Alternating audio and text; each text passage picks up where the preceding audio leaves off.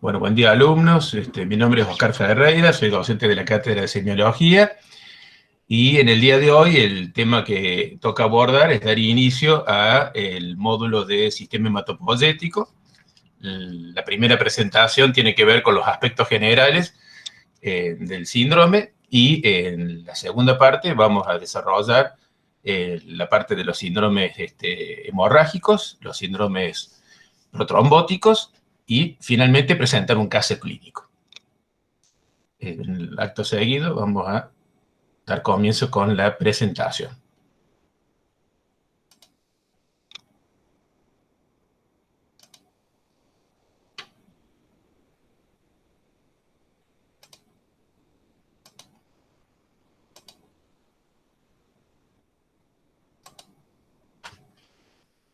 Muy bien, ¿está saliendo la presentación? Sí, profe. Perfecto, bueno. Damos comienzo nomás.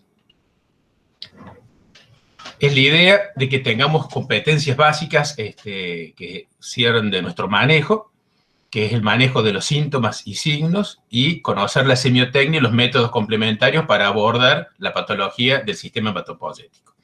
Va a ser el objetivo de esta clase, además de estimular en ustedes el razonamiento clínico, dar elementos que permitan hacer un diagnóstico temprano de esta patología. Nuestras herramientas, que son las que hemos aprendido a lo largo de la materia, son la anamnesis para abordar los síntomas y signos que presenta el paciente, luego desarrollamos el examen físico y finalmente utilizamos los métodos complementarios que nos son de valor para profundizar el análisis de este síndrome. Algunas consideraciones generales. Recordar que las enfermedades hematológicas son esencialmente sistémicas. Por esta condición, la gravedad y el pronóstico van a estar determinados por la etiología y por el nivel de impacto sistémico alcanzado por la enfermedad en cuanto a severidad.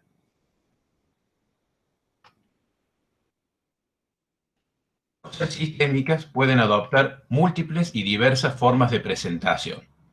Por eso es que, una vez más, vuelve a ser útil el trabajo en equipo de todas las disciplinas en cuanto a las diversas especialidades médicas para poder diagnosticar y abordar correctamente la terapéutica de los pacientes que padecen este síndrome. Cuando esta patología es de origen maligna, la Junta Médica se denomina Comité de Tumores y está integrada por un médico clínico, un hematólogo, un oncólogo, el patólogo, bioquímicos y especialistas en diagnósticos por imágenes. Los síndromes que integran el sistema hematopoyético más importantemente van a ser los anémicos y de poliglobulias, los trastornos de la coagulación en cuanto a síndromes hemorrágicos y síndromes protrombóticos, y los síndromes mielolinfoproliferativos, a donde vamos a estudiarlos. Esto propiamente, y las poliadenopatías. El paciente se puede presentar en cualquiera de estas circunstancias en estas tres condiciones: ser un paciente asintomático, ser un paciente sintomático pero compensado, o ser un paciente sintomático y clínicamente descompensado. Vamos a comenzar por la primera condición, del paciente asintomático. Este paciente, por cierto, a menudo es descubierto en un chequeo. Cualquiera de nosotros concurre a hacer un control de rutina, y en ese control van a aparecer distintos problemas.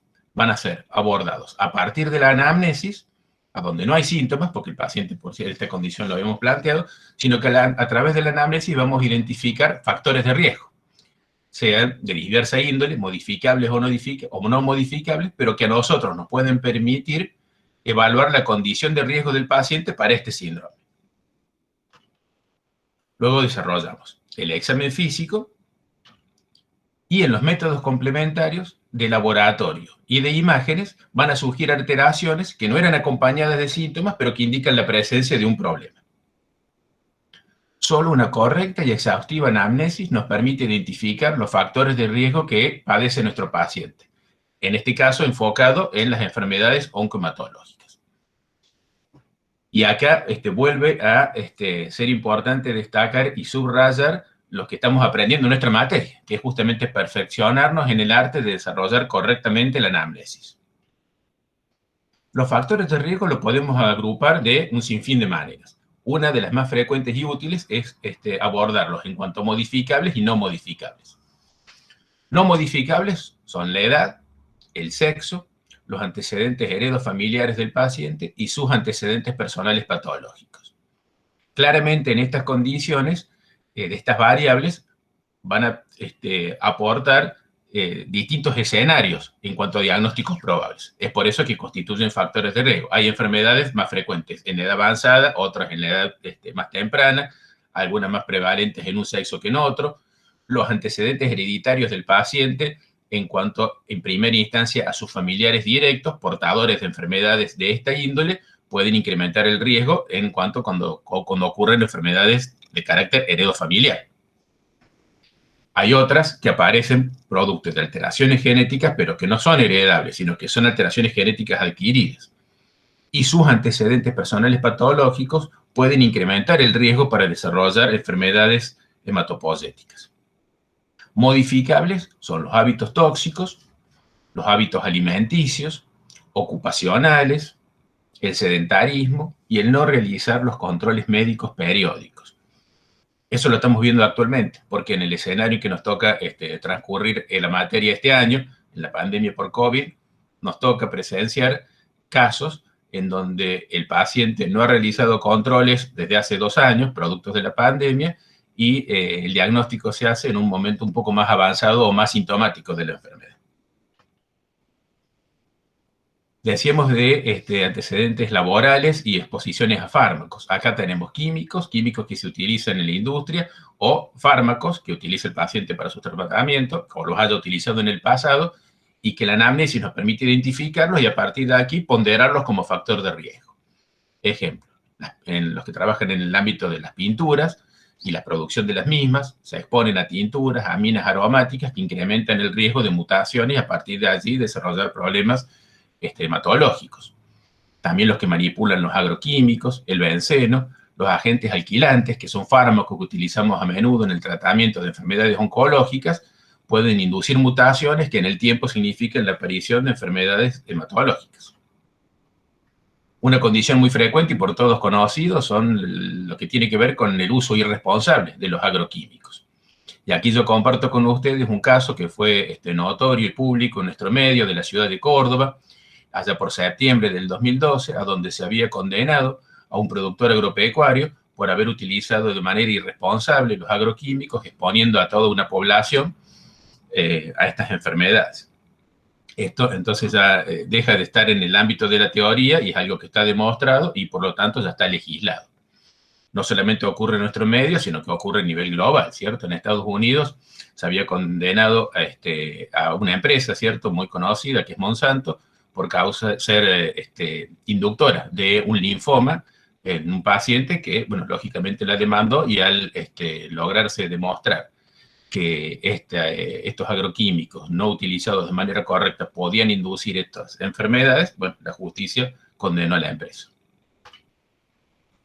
Otras circunstancias frecuentes que pueden provocar alteraciones en el ADN y a partir de ahí inducir problemas que desarrollan enfermedades hematológicas son las radiaciones. Las radiaciones ionizantes incrementan el riesgo de desarrollar leucemias y linfomas. Aquí se expone la población que ha sido lamentablemente vecina de ciudades a donde han ocurrido accidentes nucleares. Y más cotidianamente y más corrientemente el uso de la radioterapia, que es una herramienta noble y es una herramienta muy útil en el tratamiento de la enfermedad oncológica, en la línea de tiempo, a futuro, puede ser inductora de enfermedades que son radioinducidas. Dentro de ellas están las enfermedades hematológicas, como leucemias. Hay virus que su infección incrementa el riesgo de desarrollar enfermedades oncohematológicas, como son el virus de Epstein-Barr, que provoca la mononucleosis y que puede estar asociado a la aparición de linfomas. El HIV también se asocia con formas más agresivas de linfomas y del sarcoma de Kaposi. Y el virus de la leucemia linfoma T humana, lógicamente, se asocia a esta condición patológica. Ahora vamos a abordar el siguiente paciente, que es el escenario del paciente compensado. Es decir, tiene síntomas que no alteran su condición clínica mayormente y que por ello concurre la consulta. En este contexto, lo que nosotros vamos a desarrollar es de una manera ordenada y cronológica todo nuestro plan diagnóstico, ¿cierto?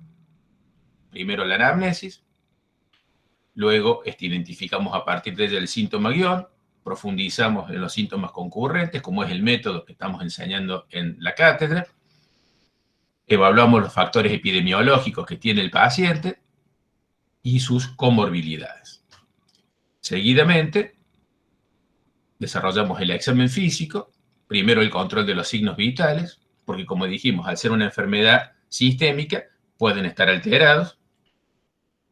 El examen completo y sistematizado de todos los aparatos y sistemas, ya que en esta condición patológica, esencialmente, y siendo la primera dentro de todos los aparatos que estamos desarrollando, primero en tórax, luego en abdomen, y ahora en abdomen este apartado, el de este módulo integra lo que hemos visto y cosas que no hemos visto en cuanto a presentación clínica. Puede haber síntomas de origen osteoarticular, síntomas neurológicos, fallo renal, que todavía no hemos abordado en la materia, pero que debemos integrarlos en el examen físico completo, porque esta enfermedad lamentablemente puede tener impacto clínico, es decir, de síntomas, en todos los aparatos. Al hacer nuestro examen físico, no solamente tenemos que pensar en los síntomas que nos ha manifestado el paciente, sino a partir de ellos buscar en distintos aparatos y sistemas, cuando examinamos al paciente, indicadores objetivos de presencia de la enfermedad, por un lado, y por otra parte, descartar compromiso clínico potencialmente grave. Es decir, evaluar en lo que hace el examen físico la función cardíaca, la función respiratoria, el estatus neurológico del paciente, que pueda potencialmente verse alterado o estar amenazado por esta enfermedad. En esa misma línea y con ese mismo criterio avanzamos con los métodos complementarios. El laboratorio de rutina es el que da inicio a la evaluación del paciente. Luego va seguido por un laboratorio especializado, de mayor complejidad. Los métodos de imágenes también con el mismo concepto. Se utilizan primero las de rutina, luego se avanza en métodos de imágenes más complejos. Finalmente, avanzamos con la anatomía patológica y complementaria a la anatomía patológica es de rutina realizar pruebas genéticas y estudios de biología molecular. Distinto es el escenario que se nos presenta cuando el paciente es sintomático y está clínicamente descompensado. Aquí alteramos el orden de abordar nuestro paciente. Lo que realizamos primero es detectar rápidamente los factores de inestabilidad clínica. Una vez que están compensados, avanzamos con la anamnesis y el examen físico primero dirigido al problema. En esta condición, a menudo, la anamnesis suele ser mixta. Hay datos que aporta el paciente, datos que aporta el entorno familiar que lo acompaña. Una vez que está compensado el paciente, buscamos identificar el compromiso de los órganos blancos, buscando establecer vulnerabilidad en sus funciones vitales para equilibrarlo. Una vez que está equilibrado, realizamos los métodos complementarios dirigidos a compensar el paciente y luego los estudios finalmente diagnósticos. En estos casos, queda como una sospecha diagnóstica la evaluación inicial y las pruebas que son del diagnóstico de certeza van de una manera un poco más tardía, porque lo que tiene como prioridad es compensar clínicamente el paciente. Ahora, en esta imagen del doctor, vamos a abordar las manifestaciones clínicas, de las múltiples presentaciones que tienen los problemas hematológicos, en su amplio concepto. Tenemos que estar atentos a indagar y buscar síntomas generales. Frecuentes son la astenia. De cada uno de ellos hemos de semiografiar tiempo de evolución, magnitud en cuanto a cuánto limita en la vida cotidiana, si el paciente debe permanecer la mayor parte del tiempo en cama, si puede realizar actividades cotidianas, pero no de la manera en que lo hacía habitualmente. Con eso establecemos lo que se llama el performance status del paciente, es decir, la capacidad y la autonomía que tiene para desarrollar actividades cotidianas. Esto en una escala que va de 0 a 4. 0 es el que trabaja, 4 es el que está postrado. Pérdida de peso, cuántos kilos en cuánto tiempo, si está asociado a cambios en la dieta o si está asociado a cambios en la actividad física. La presencia de fiebre, si es autoconstatada por el paciente, de qué magnitud, cuántos días, si es todo el día, si está acompañada de escalofríos, que puedan ser indicadores de bacteriemia. En el caso de que no fuese constatada, si presenta equivalentes febriles, como son la sudoración, el acaloramiento y los escalofríos. Puede no haber fiebre y haber lo que se denomina diaforesis, que es la sudoración no vinculada a la fiebre, o prurito cutáneo. En cuanto al compromiso y síntomas que puede dar la alteración del estado de conciencia y el sistema nervioso central, tenemos trastornos del mismo en diversa índole, tanto que puede haber síntomas de irritación como síntomas de atenuación del estado de alerta con somnolencia, letargo. La presencia de cefaleas, la presencia de mareos, la presencia de alteraciones cognitivas en cuanto a estados de desorientación, la presencia de pérdidas transitorias del estado de conciencia con recuperación completa, que es lo que se denomina lipotimia. En cuanto al impacto en piel, mucosas y faneres y celular subcutáneo, podemos encontrar, sea como síntoma, sea como hallazgo del examen físico, la presencia de palidez, que hemos de buscarla preferentemente en las mucosas, ya que es el sitio más fiel para evidenciarla y no estar viciado por lo que puede ser el cambio en la pigmentación cutánea de acuerdo a las variantes de los coloridos raciales. La presencia de ictericia, que también la hemos de buscar en preferencia en escleróticas y en conjuntivas, conjuntiva ocular y conjuntiva de la cavidad oral, trastornos ungulares con alteración en la forma de las uñas, en su fortaleza o fragilidad, la presencia de edemas en cuanto a magnitud y distribución, pueden ser gravitacionales, pueden ser hidrostáticos, pueden ser por alteración en la presión oncótica y ser disgrásicos. Si está asociado o no en el examen del celular subcutáneo a la presencia de adenomegalias, en la misma señalar tamaño, localización, consistencia, relación a los planos superficiales y profundos. Todo lo que hemos un poco aprendido en lo que era semiografiar el tejido celular subcutáneo, hemos de caracterizarlo en estos hallazgos. En cuanto al aparato respiratorio y cardiovascular, clínicamente puede evidenciarse disnea. La disnea puede ser disneas de esfuerzo, pueden ser disneas súbitas. En el caso de ser disneas de esfuerzo, tenemos que señalar tiempo de evolución, magnitud del esfuerzo, si es a pequeños, moderados o grandes esfuerzos, persistencia de la misma, tiempo de recuperación, si modifica o no modifica el decúbito, si está asociado o no a estos otros síntomas, como son palpitaciones de las mismas, semiografiar si son regulares, si son irregulares, duración de las mismas, si aparecen en reposo, si aparecen en esfuerzo, si son de comienzo insidioso o paroxístico, si presenta o no el paciente ortostatismo, en donde el cambio de la posición de decúbito a la bipedestación se acompaña de mareo y hasta esta inestabilidad puede llevar a la pérdida del estado de conciencia, el desmayo. La presencia o no de dolor precordial, se busca analizar el mismo si es de carácter alginoso, es decir, un dolor de carácter opresivo, retroesternal, que pueda ser en reposo o puede estar asociado al esfuerzo físico, con el tiempo de duración y la propagación que le es característica y que le hemos visto hace poquito en el módulo cardiovascular.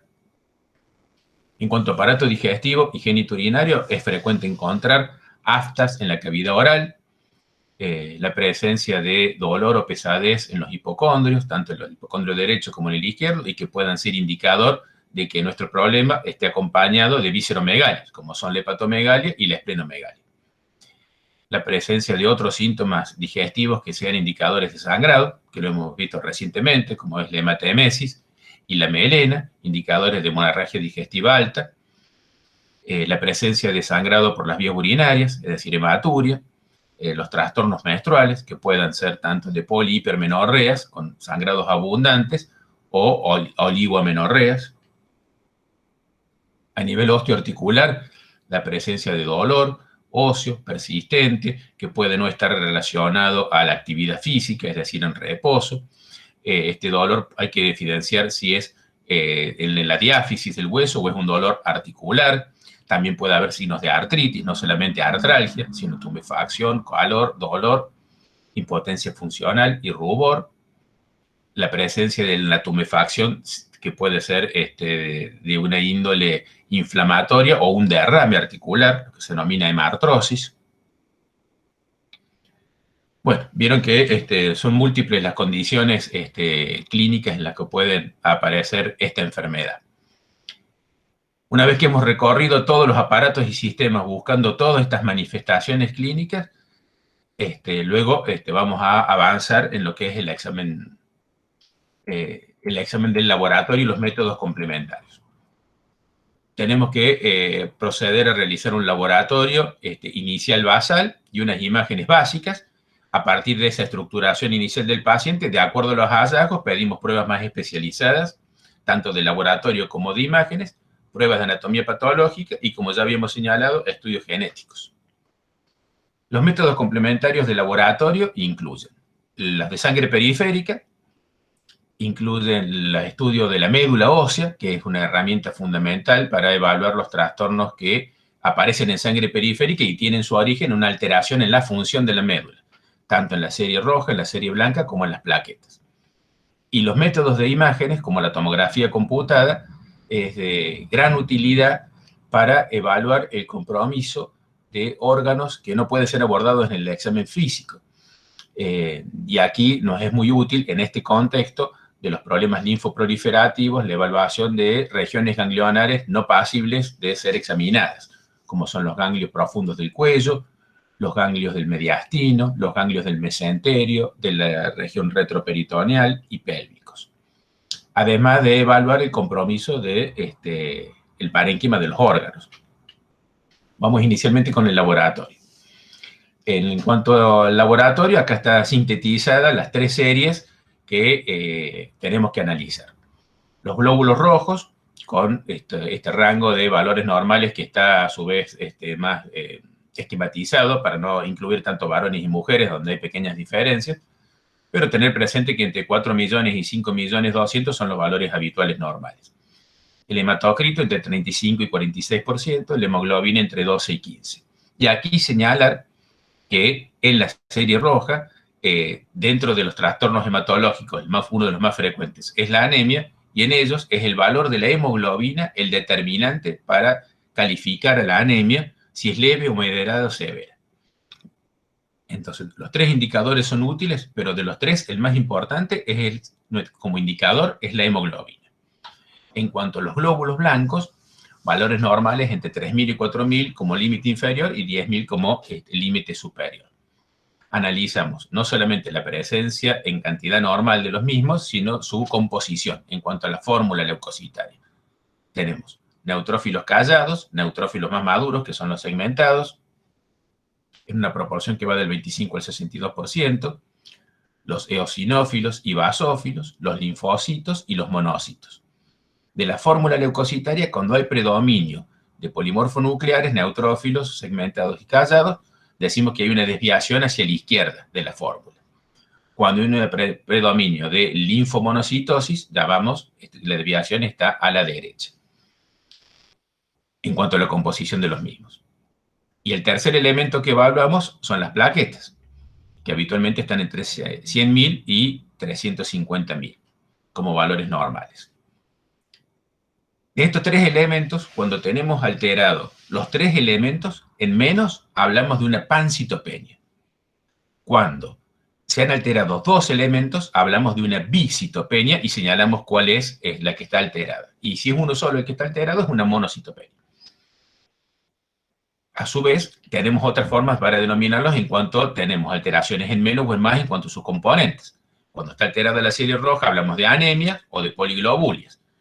En cuanto a los glóbulos blancos, vamos a hablar de leucopenia o neutropenia, si es la única fórmula que está alterada o a predominio de los neutrófilos, y de leucocitosis cuando están aún incrementados. Y hablamos de plaquetopenia o trombocitopenia cuando está disminuido y trombocitosis cuando están aumentadas. En cuanto a las anemias, los índices hematimétricos nos permiten caracterizarla. Caracterizarla significa agruparla en distintas categorías en función de estas variables. El volumen corpuscular medio nos va a permitir agrupar las anemias en cuanto a microcíticas y macrocíticas. La hemoglobina corpuscular media y la concentración de hemoglobina corpuscular media como relación entre la hemoglobina y el volumen, ¿cierto?, del eritrocito, nos va a permitir analizarlas en cuanto a hipocrómicas o normocrómicas. Y el índice de dispersión eritrocitaria es un porcentaje de distribución de los glóbulos rojos en cuanto a su tamaño. Cuando el índice de distribución eritrocitaria, o RDW en cuanto a su sigla en inglés, es un porcentaje bajo, quiere decir que los glóbulos rojos son todos básicamente de un tamaño similar. En la medida en que van apareciendo formas más inmaduras, son más grandes y se va ensanchando, se va agrandando el porcentaje de distribución de la serie de los eritrocitos.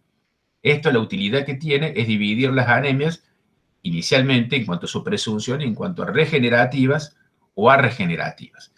En las regenerativas, la médula ósea está hipercelular, intentando compensar el déficit periférico, y por lo tanto libera sangre circulante formas de mayor tamaño, y eso hace que el índice de dispersión sea en un porcentaje mayor.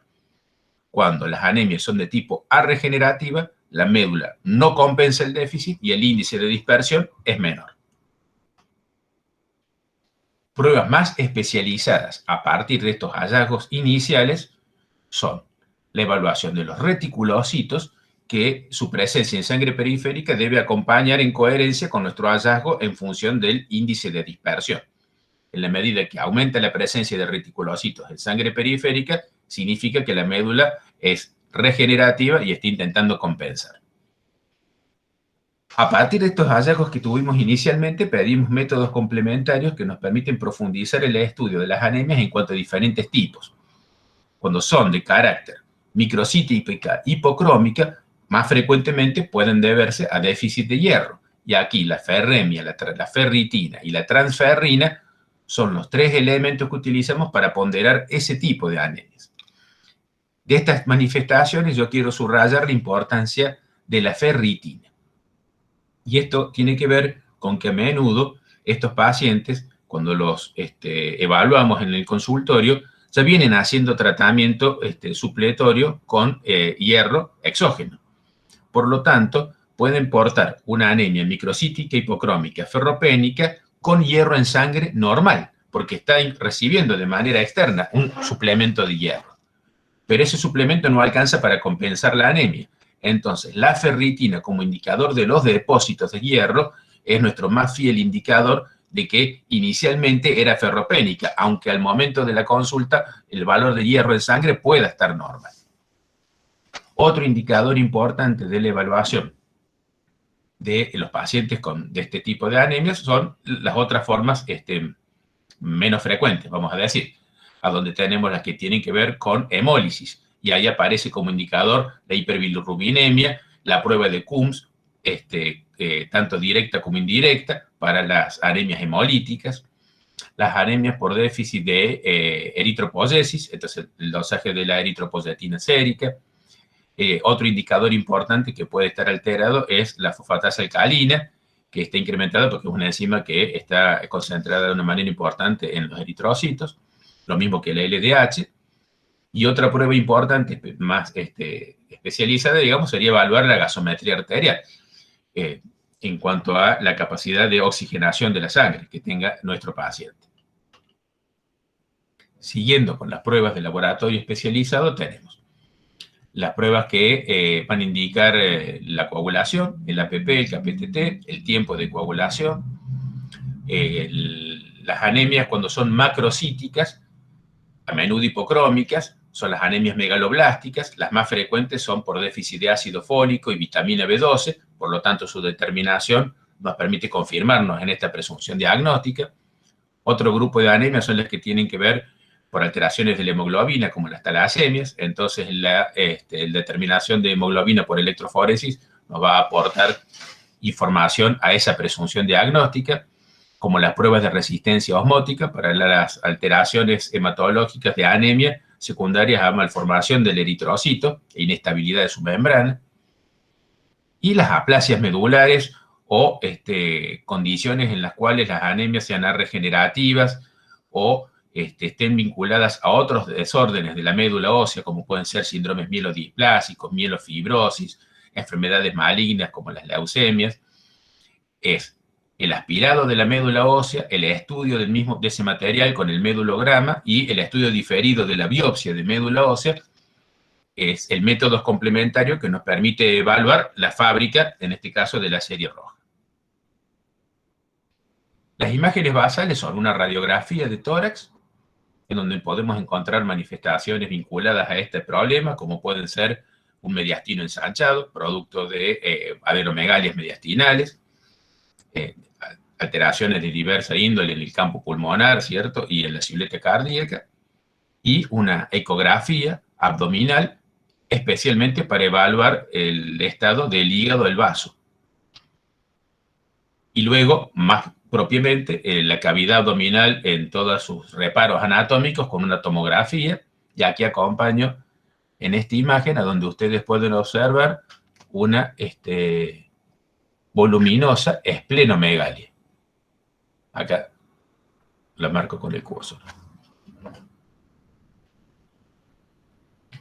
Bueno, ahora dando comienzo ya, dejando la parte general y ahora aplicándolo a los distintos escenarios de los distintos síndromes, con esta imagen de la noche de las narices frías, vamos a entrar en el tema de los trastornos de la coagulación.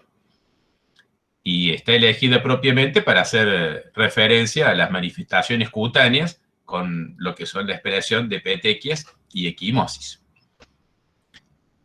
Las petequias y la equimosis son manifestaciones de sangrado cutáneo. En las petequias, la expresión clínica es la presencia de sangre en el tejido cutáneo de manera puntiforme.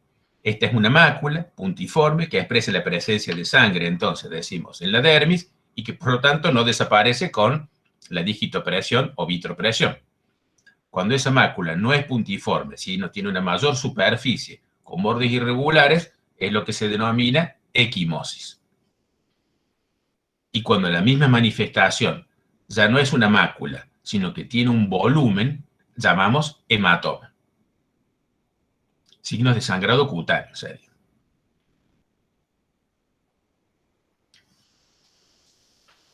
Se las agrupa en la condición clínica de púrpuras, ¿cierto? Entonces, la púrpura propiamente no es una lesión elemental cutánea. La púrpura es un trastorno de la coagulación a donde la manifestación y expresión a nivel cutáneo son las petequias y las equimosis.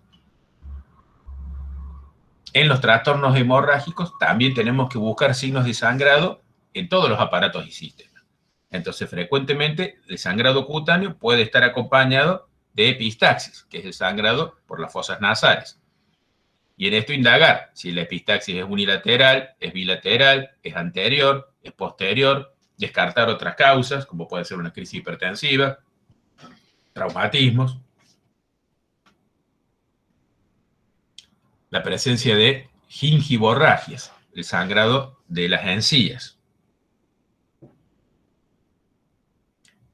Indagar por la presencia de hematuria, sea macroscópica o sea microscópica.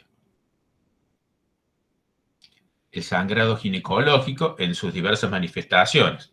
Metrorragia es el sangrado fuera del ciclo menstrual, pero también puede ser polimenorreas, sangrados menstruales con ciclos cortos, ¿cierto? Muchos días de sangrado y menores a 28 días. O hipermenorreas, mucho volumen, aún siendo ciclos de 28 días. La presencia de hematomas, la presencia de hemartrosis, y preguntar por la presencia de proctorragia. Ya habíamos señalado que es la presencia de sangre fresca por fuera del cilindro de materia fecal, lo que indica su origen en el extremo distal del tubo digestivo. También se le denomina rectorragia. Luego el interrogatorio tiene que estar presente en buscar signos de lo que se denomina sangrado mayor, sea porque compromete órganos vitales, o sea porque la magnitud del volumen del sangrado hace que esté en riesgo vital el paciente.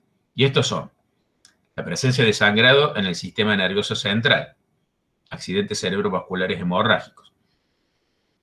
Y aquí estar atentos en base a lo que hemos visto en cuanto a los métodos complementarios de laboratorio.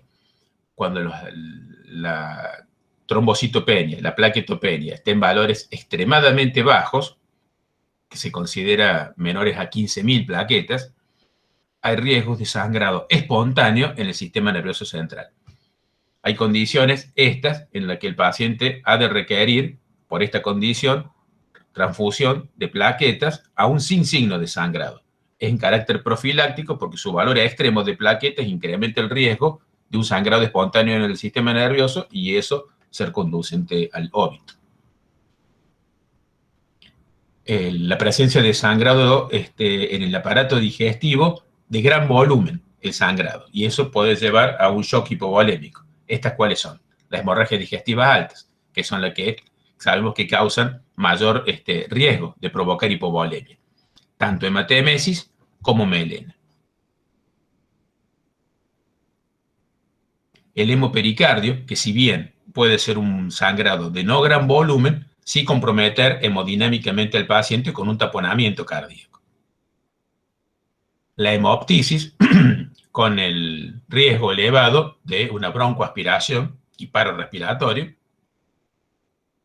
y el hematoma asfixiante en el cuello. Las pruebas de hemostasia son la determinación de plaquetas, el APP, el KPTT, el tiempo de coagulación y el RIN. Esta es la hemostasia básica, ¿cierto? La que hace todo paciente en un preoperatorio.